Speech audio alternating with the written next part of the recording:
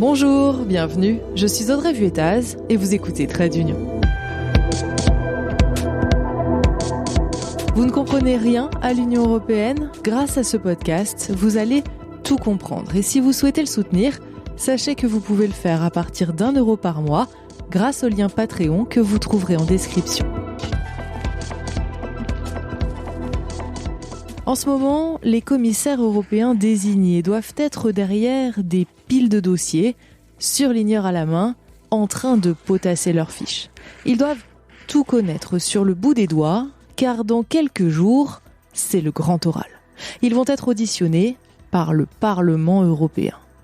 En septembre, Ursula von der Leyen, la présidente de la Commission, a dévoilé, souvenez-vous, la liste de son collège de commissaires, son super gouvernement. Il y a un commissaire par État membre avec un portefeuille, un champ d'action dédié. Mais l'histoire ne s'arrête pas là, car pour l'instant, ils sont simplement désignés. Pour entrer pleinement en fonction, chaque commissaire doit avoir l'aval du Parlement européen. Et c'est loin d'être l'école des fans, c'est ce que je vous raconte dans cet épisode.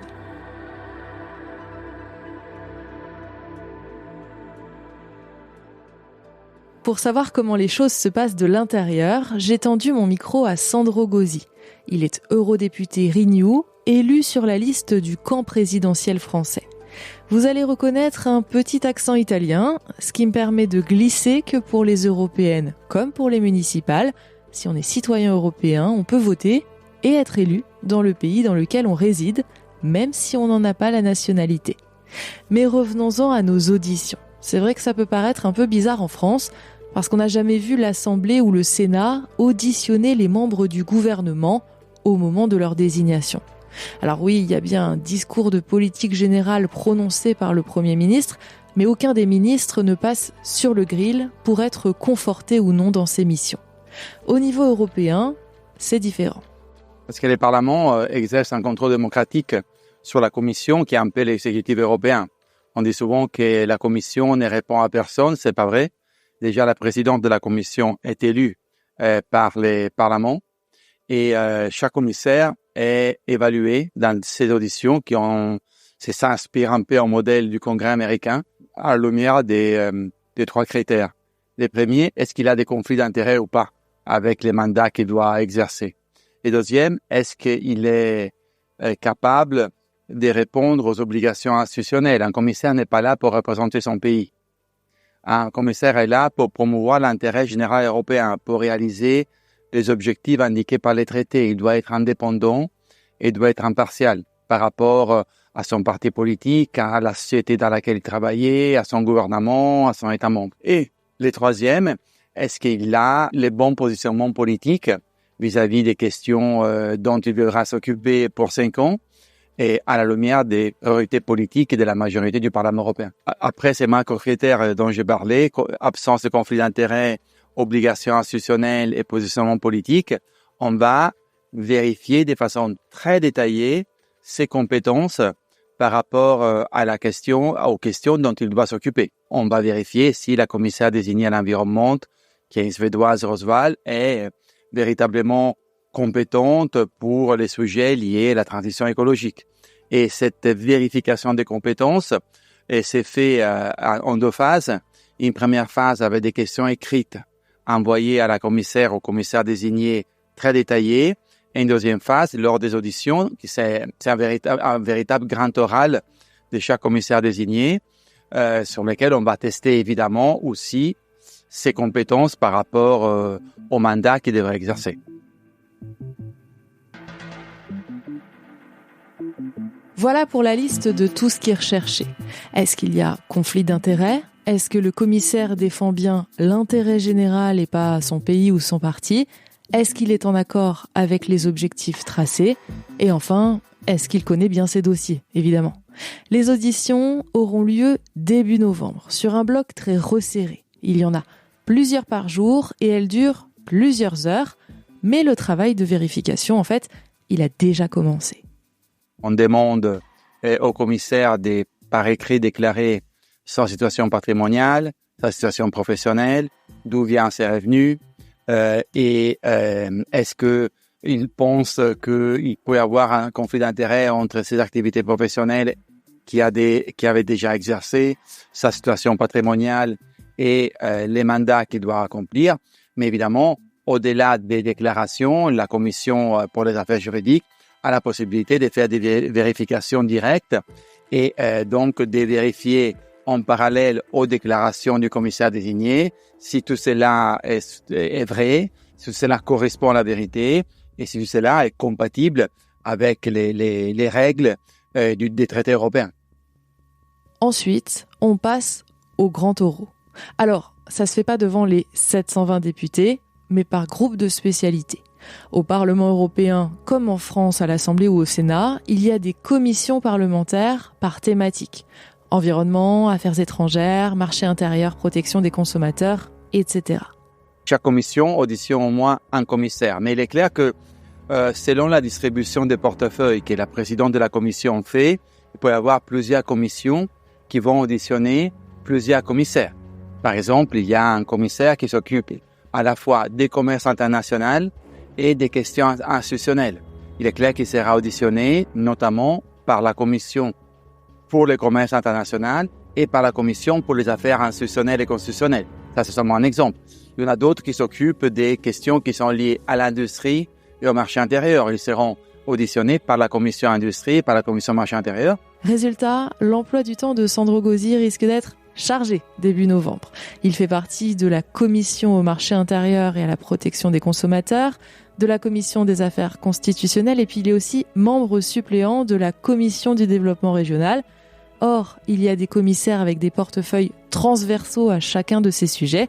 Sandro Gozi va donc devoir participer à chacune de leurs auditions.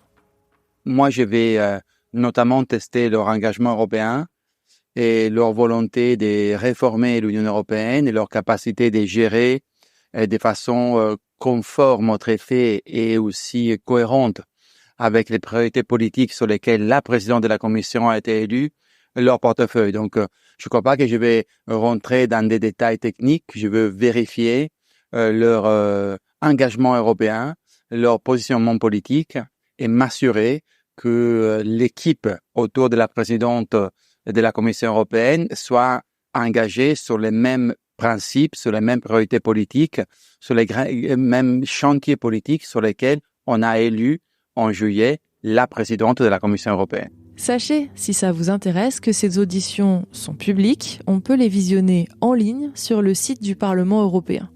Pour vous donner un aperçu, moi je vous ai sélectionné un extrait d'une précédente audition.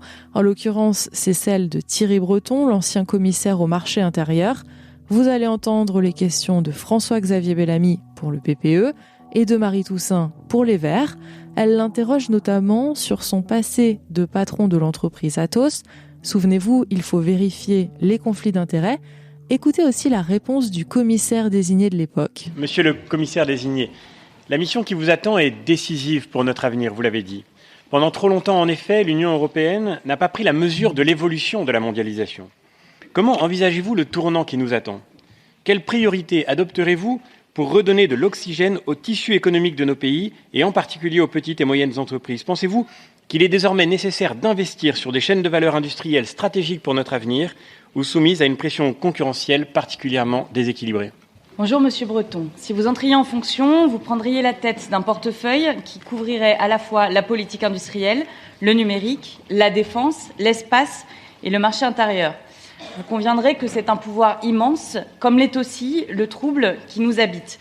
Car il se trouve que l'entreprise que vous aviez dirigée jusqu'il y a peu est active dans l'ensemble des domaines que je viens de citer et on voit le parfait chevauchement entre ces différents secteurs. Je ne vais pas me déporter du secteur. Ce serait une aberration. Ce n'est pas du tout ce que demandent du reste les codes. Bien sûr que non. Et quand j'étais ministre, où il fait référence, je ne me suis absolument pas déporté des secteurs dont j'avais la charge, que ce soit encore une fois le digital, le numérique, les télécommunications. Et j'ai géré, croyez-moi, dans l'intérêt général, tout le monde le sait. Je ferai la même chose. Vous le voyez, c'est musclé. Et il peut y avoir des commissaires retoqués. Depuis 2004, à chaque fois, plusieurs commissaires ont dû être remplacés. Si, dans ces auditions, on vérifie qu'un commissaire est en conflit d'intérêts, a des positions politiques incompatibles avec le reste du collège et de la présidente, n'est pas compétent. Il a répondu de façon insuffisante. On peut tout d'abord lui faire passer un rattrapage comme au bac. Donc, il peut revenir une deuxième fois. Mais si le Parlement n'est pas convaincu, donne un avis négatif, à chaque fois que cela est arrivé, le commissaire a été remplacé. C'est arrivé aussi en 2019 avec la commissaire désignée française Sylvie Goulard, qui avait été remplacée pour des conflits d'intérêts selon le Parlement européen par Thierry Breton. Et c'est arrivé à plusieurs pays. Ça pourrait arriver aussi cette fois-ci. Si un commissaire n'a pas le feu vert du Parlement, il est remplacé. Ça se fait en accord avec le pays membre et la commission. Et ensuite, on recommence tout ce cycle d'audition. Ensuite, une fois que chaque commissaire a le feu vert du Parlement, il y a un vote de l'hémicycle sur l'ensemble de ce super gouvernement. Et ce n'est qu'à ce moment-là que la nouvelle commission entre en exercice. C'est donc un gros moment qui nous attend début novembre. C'est un grand moment de démocratie et de contrôle démocratique. Donc, les commissaires sont sans doute assez stressés. Donc, ils sont en train de réviser comme avant les bacs. Ils ont des gros dossiers préparés par leurs collaborateurs, préparés aussi pour les services de la commission qui sont compétents pour les portefeuilles qu'ils leur est attribués. Et pour le Parlement et donc pour les citoyens, c'est un grand moment de démocratie parce qu'on dit, je répète souvent, qu'il n'y a aucun contrôle sur la commission, qu'on est resté encore à la phrase de Gaulle, les commissaires sont des apatrides irresponsables. D'abord, ils ne sont pas apatrides, mais ils ne sont pas là pour représenter leur nation. Ils ne sont pas du tout irresponsables parce qu'ils sont responsables politiquement devant le Parlement. Et ces moments, c'est un moment qui n'arrive pas dans les pays européens. En France, on n'auditionne pas un ministre désigné. En Italie, on n'auditionne pas un ministre désigné. Donc, je dirais qu'il y a un contrôle démocratique et une vérification des compétences qui est beaucoup plus fort de ce qui se passe au niveau national en France. Voilà, j'espère que cet épisode vous aura éclairé sur ces fameuses auditions des commissaires par le Parlement européen. Évidemment, je referai un épisode pour vous expliquer comment ça s'est passé, qui a mal passé son oral et qui l'a bien réussi. Merci à Sandro Gozzi, eurodéputé Renew, pour son éclairage. N'oubliez pas que vous pouvez suivre l'actu du podcast sur Instagram ou sur Twitter. À très vite.